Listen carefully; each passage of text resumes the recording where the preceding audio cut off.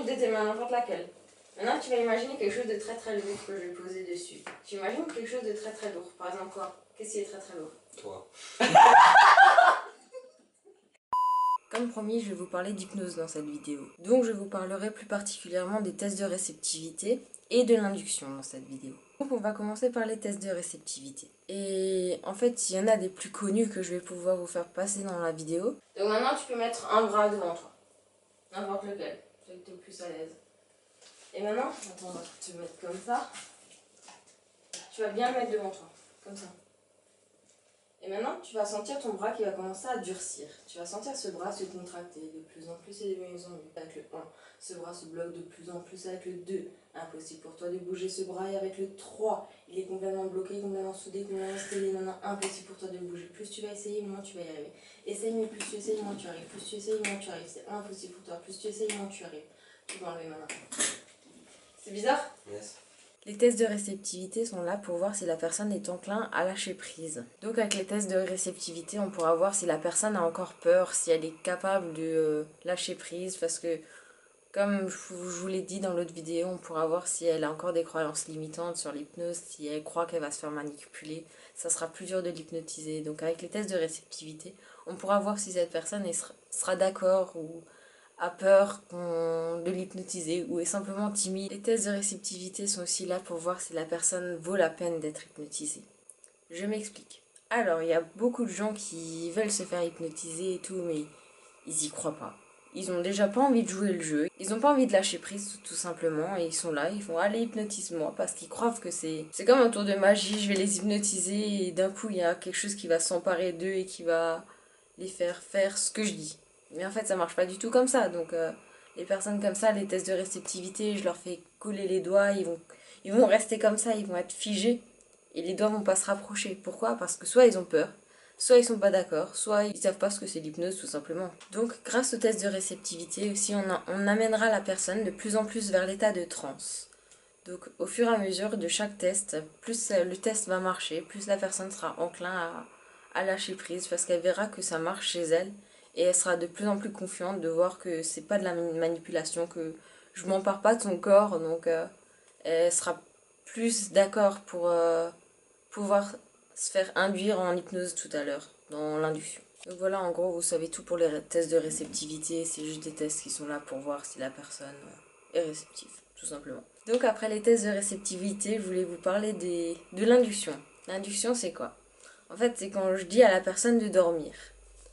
Mais comme je vous l'avais déjà dit, c'est pas vraiment dormir, c'est juste la personne, elle va fermer les yeux, elle va se relaxer, elle va relaxer tous les muscles de son corps. Et elle se sentira complètement bien dans cet état. Et en fait maintenant, dès que je vais te dire le mot d'or, tu vas rentrer dans un état de transe. Mais c'est pas vraiment dormir, c'est juste tu vas fermer les yeux. Et tu vas détendre tous les muscles de ton corps, ils vont se détendre complètement, de plus en plus et de mieux en mieux. Dès que je te dirai le mot d'or, tu vas rentrer dans une transe où tu te sens complètement bien, tu vas juste fermer les yeux et tu vas te détendre complètement d'or. Tu es complètement... Donc beaucoup de gens trouvent ça spectaculaire de voir un hypnotiseur induire la personne en transe parce que elle fait un signe, après la personne elle dort. Et en fait, c'est pas, comme je vous l'ai dit, c'est pas dormir. Donc le mot dormir, c'est juste une métaphore. C'est un mot simple et court qui va permettre au cerveau plus rapidement de comprendre ce qu'il doit faire. Donc tu vas juste suivre mes doigts. Tu vas commencer à te relaxer de plus en plus et dès que je te dis le dors, tu es complètement détendu, complètement relaxé. Alors ce que j'ai fait dans la vidéo que vous venez de voir où j'hypnotise mon frère, en fait les mains servent juste à saturer la conscience. La conscience a un nombre limité de choses qu'il peut prendre en conscience, le reste est capté par l'inconscient.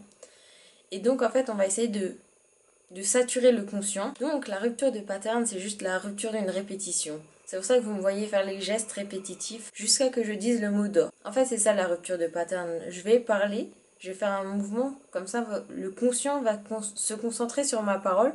Et pendant ce temps, je vais faire la rupture de pattern. Je vais casser la répétition et en même temps dire le mot d'or. Et quand je dirai le mot d'or, comme ça sera le moment où la rupture va être faite, le cerveau aura beaucoup plus de facilité à comprendre la suggestion du mot d'or. En gros, on sature juste le conscient pour que quand il y a la faille, on puisse induire le mot d'or et la suggestion sera plus facilement accès. Après, il y a des inductions où on peut faire une rupture de pattern comme vous avez vu dans la vidéo que je vous ai mis. Ou sinon, on peut aussi avoir une approche plus thérapeutique. En thérapie, on va pas faire de rupture de pattern pour induire la personne en hypnose, on va plutôt parler.